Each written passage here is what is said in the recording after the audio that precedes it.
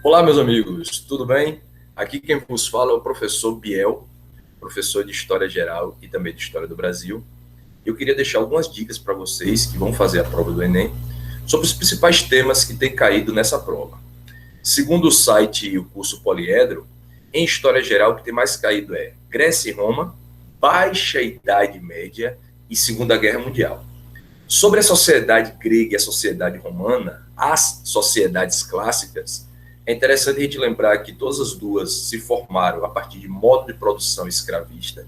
Então havia a escravidão como principal forma de trabalho. Lembrando que a escravidão não está ligada à cor, é escravidão baseada em conquistas e também em relação às dívidas.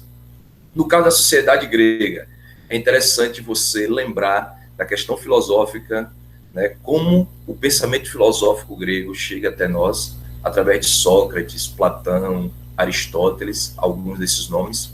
E é interessante você também lembrar sobre a sociedade grega a forma política, que são as cidades-estados, ou seja, cidades que tinham independência, que tinham autonomia.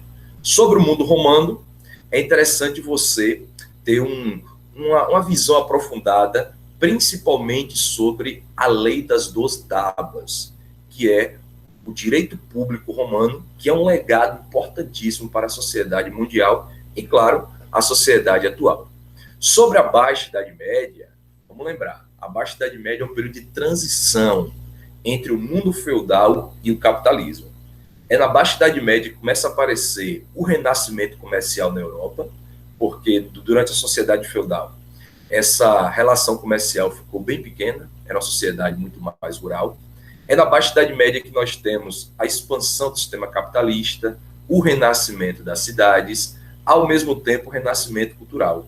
Então, é outro período muito importante, histórico, porque faz essa transição entre o mundo feudal e o mundo que se torna cada vez mais moderno. E o último ponto em relação aos assuntos que mais caem, em história geral, tem a Segunda Guerra Mundial. Vamos lembrar, a Segunda Guerra Mundial foi um dos fenômenos mais importantes do século XX, de 1939 a 1945, envolveu dois grandes grupos, de um lado os países considerados democráticos ou não nazistas, no caso da França, da Inglaterra, dos Estados Unidos, da União Soviética. Do outro lado, o grupo Eixo, formado por Alemanha, nazista, a Itália, fascista, e o Japão, também um sistema autoritário. Essa guerra é vencida pelos grupos considerados não nazistas, pelos aliados. O Brasil tem uma participação bem controversa, começa apoiando primeiro os alemães, depois muda de lado, né, numa troca de apoio com os Estados Unidos, passa a apoiar os aliados.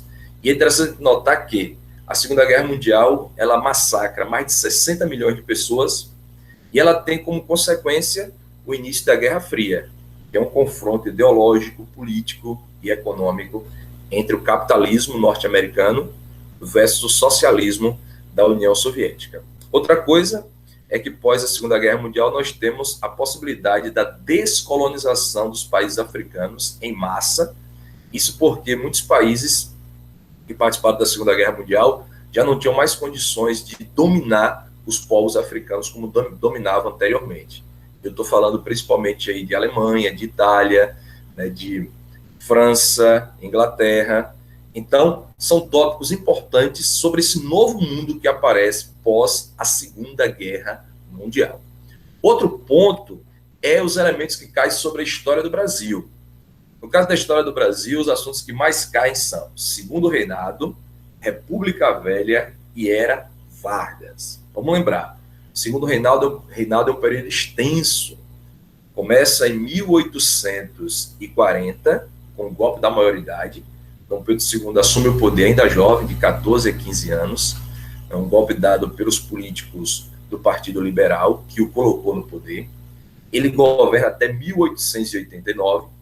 E durante o seu reinado nós temos a expansão do café, nós temos a continuação do trabalho escravo, nós temos a utilização de um poder chamado poder moderador, que controlava os outros poderes aqui no Brasil.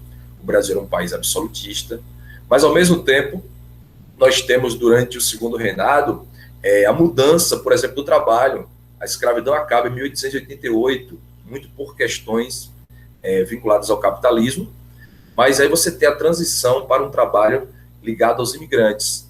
Então, o Segundo Reinado é um tema muito importante, porque ele mostra como essa transformação de um Brasil que era escravocrata e aos poucos vai passando para um regime de trabalho livre, apesar dos resquícios da escravidão, do racismo e do trabalho exploratório sobre a população negra e a população pobre. Outro tema que é importante, que vem exatamente após o Segundo Reinado, é a República Velha. A República Velha vai de 1889 até 1930. Nós temos dois grandes períodos da República Velha. O período chamado República da Espada, que são os dois militares que comandam o Brasil, Marechal Deodoro da Fonseca e Floriano Peixoto.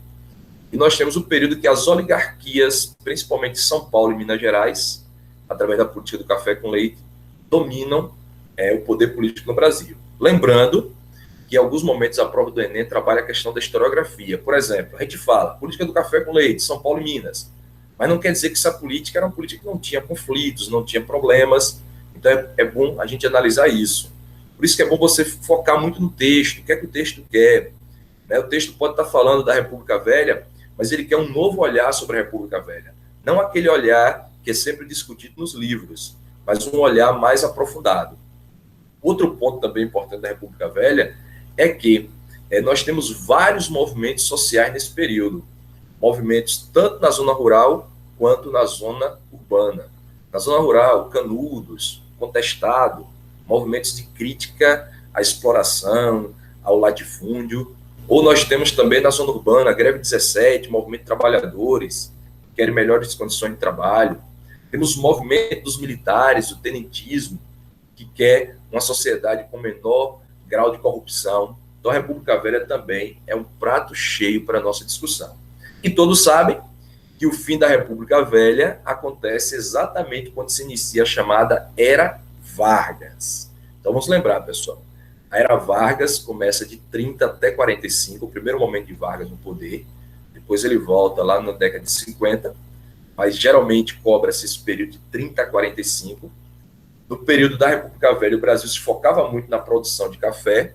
No governo Vargas, o Brasil passa a ser um país voltado mais para o setor industrial. Inclusive, nós temos nesse período uma política de intervenção do Estado na economia. O Estado vai criando empresas, o Estado vai se construindo desde a perspectiva também de um nacionalismo econômico. Não à toa, apesar de Vargas ser um ditador, ele deixa um legado para a gente da CLT, consolidação das leis trabalhistas, no regime Vargas. Foi no governo Vargas, um período mais democrático do governo, que foi criado o voto secreto, o voto feminino. Então, Vargas tem essa dubiedade. Teve pontos extremamente positivos, como os que eu citei, as leis para os trabalhadores, o voto secreto, o voto feminino, criação da justiça eleitoral, mas, ao mesmo tempo, a partir de 37 a 45, ele governa como um ditador, impõe uma Constituição em 37 chamada Polaca, extremamente autoritária, e Vargas, a gente falou aqui sobre a Segunda Guerra Mundial, no início ele defendia o eixo, principalmente os alemães. A partir de 1942, Vargas muda de lado e o Brasil apoia os aliados, o que foi bom para o Brasil, porque o Brasil recebeu até indenizações por conta da guerra. Então, gente, a dica primordial é: leia muito bem o enunciado, faça uma leitura dos pontos principais, porque o enunciado vai dizer como a questão quer te cobrar. Então, não apenas conhecer datas, períodos e tal. Isso é bom, é interessante. Mas o mais importante é você saber dialogar com as questões. Um abraço, boa prova e rumo à aprovação.